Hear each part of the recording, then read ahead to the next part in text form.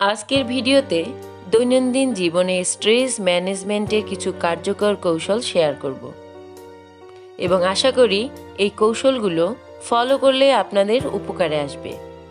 Number 1, শ্বাস প্রশ্বাস কৌশল, ইনস্ট্যান্ট স্ট্রেস রিলিফ। কিভাবে করবেন? 5 সেকেন্ড ধরে গভীর শ্বাস নিন। 5 সেকেন্ড ধরে শ্বাস ধরে রাখুন। 5 সেকেন্ড ধরে ধীরে ধীরে শ্বাস ছাড়ুন।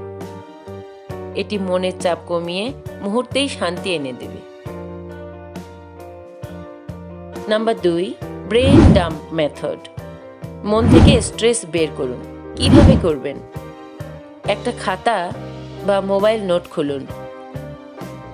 যা কিছু চিন্তায় আসছে লিখে ফেলুন, ভালো মন্দ সব কিছু। এতে মন হালকা হয়ে যাবে এবং আপনি চিন্তাগুলো গুছিয়ে নিতে পারবেন। Number 3, 90 second rule, emotional reset. যে কোনো নেতিবাচক ইমোশন 90 সেকেন্ডেই চলে যেতে পারে। যখন রাগ, হতাশা বা স্ট্রেস আসে, নিজেকে বলুন, এটা সাময়িক, 90 সেকেন্ড পর এটা কমে যাবে।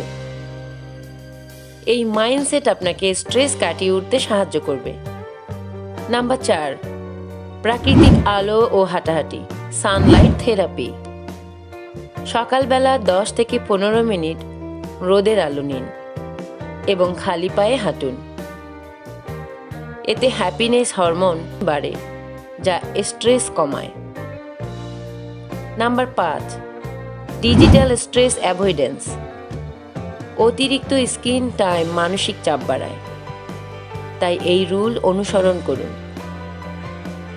20 মিনিট কাজ করুন, 4 মিনিট চোখ বন্ধ করুন বা দূরে তাকান, 20 সেকেন্ড হাঁটুন বা স্ট্রেচিং করুন। এতে স্ট্রেস কমবে এবং ফোকাস বাড়বে। নাম্বার 6, সঠিক শব্দ ব্যবহার, পজিটিভ সেলফ টক। আমি পারবো না না বলে বলুন, আমি চেষ্টা করব।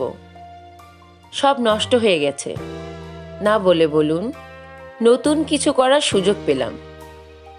কথার শক্তি বিশাল, তাই ইতিবাচক ভাষা ব্যবহার করুন।